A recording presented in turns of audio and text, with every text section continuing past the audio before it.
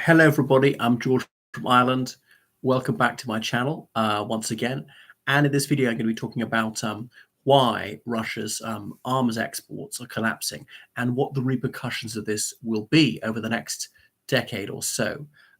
So there was a fascinating study published yesterday, it being the 13th day of March, by the Stockholm Peace Research Institute, or SPRI.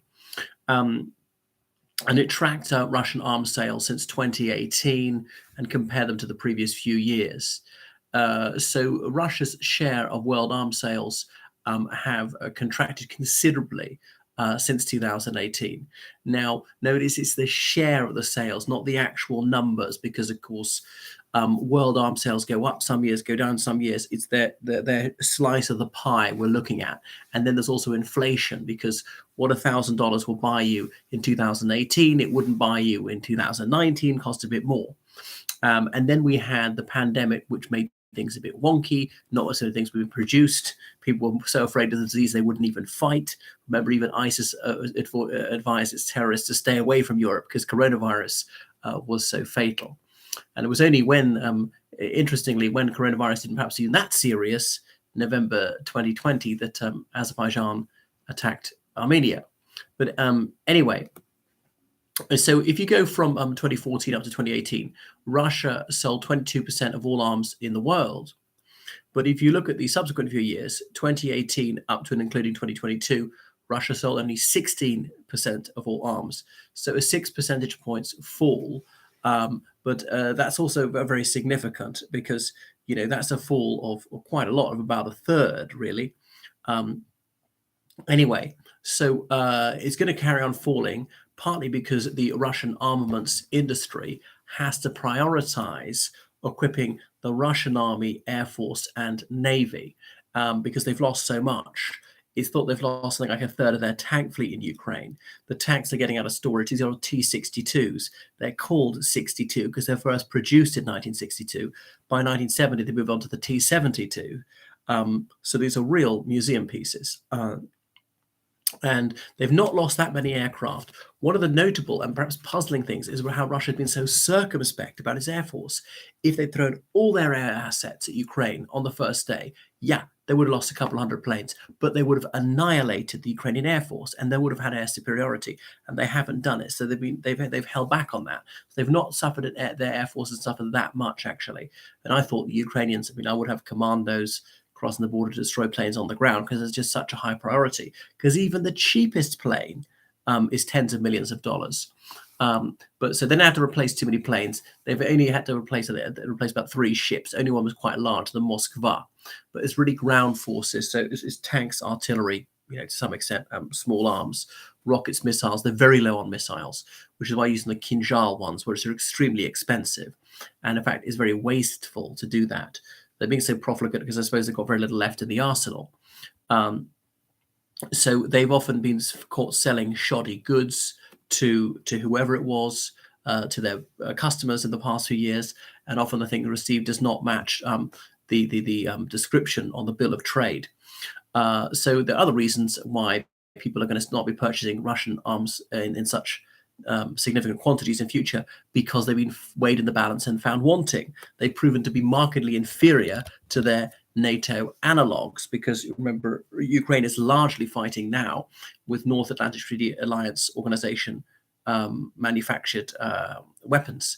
Right, they had quite a few Soviet-era weapons, particularly tanks, planes.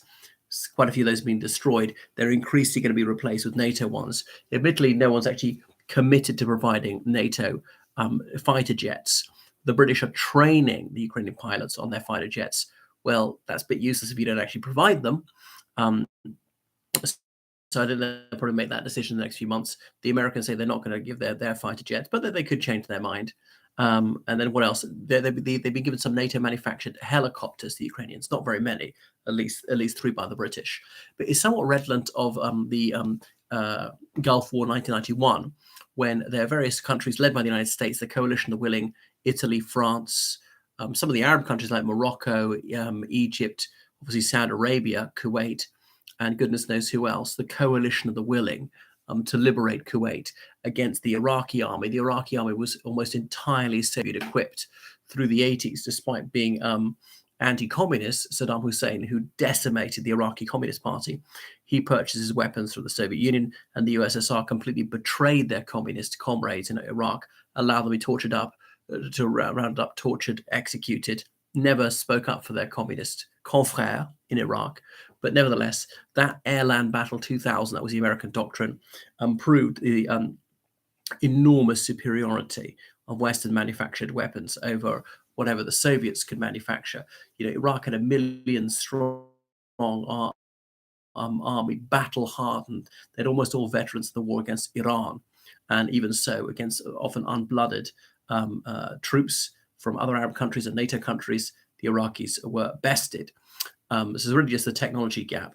So, NATO weapons, they tend to be faster, they tend to be more accurate, more longer range.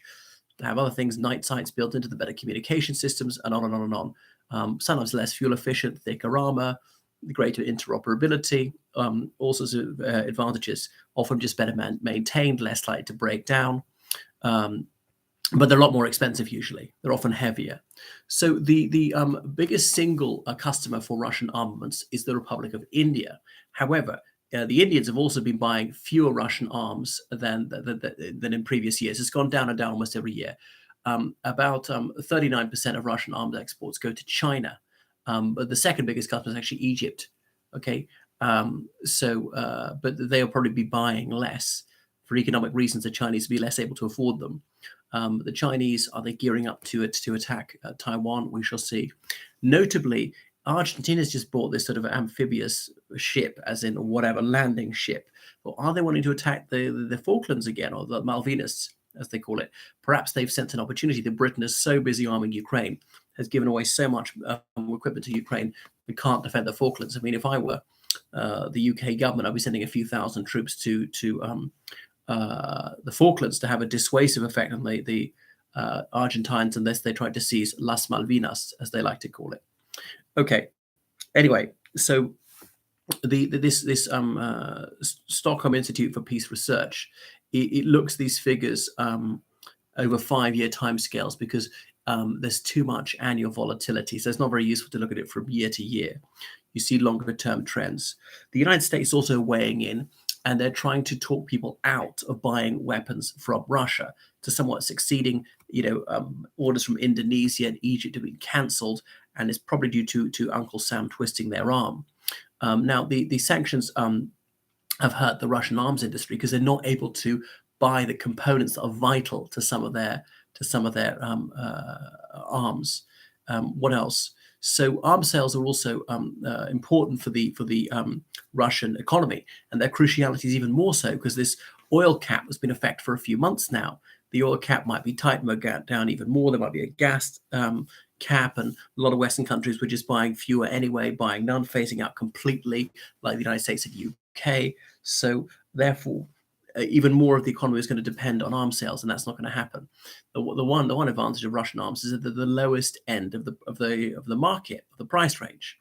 So France is the third biggest arms exporter in the world, and has increased its arms sales notably over the past 5 years. Russia is still the second biggest arms exporter after the United States, but it looks like France will overtake Russia. And it's just in a downward trend. So if current trends continue, France is going to overtake. Now, Ukraine was the world's third biggest importer in 2022, importing 2% of all arms in the world. Surprised that low, really. And most of these are from Western European countries, somewhat the United States. So, European Union countries have increased arms imports 47% in 2022, mostly from the United States. A real bonanza for military manufacturing in the United States. Well, what fascinating trends. Anyway, please subscribe on Patreon, donate on PayPal. Thank you. Goodbye.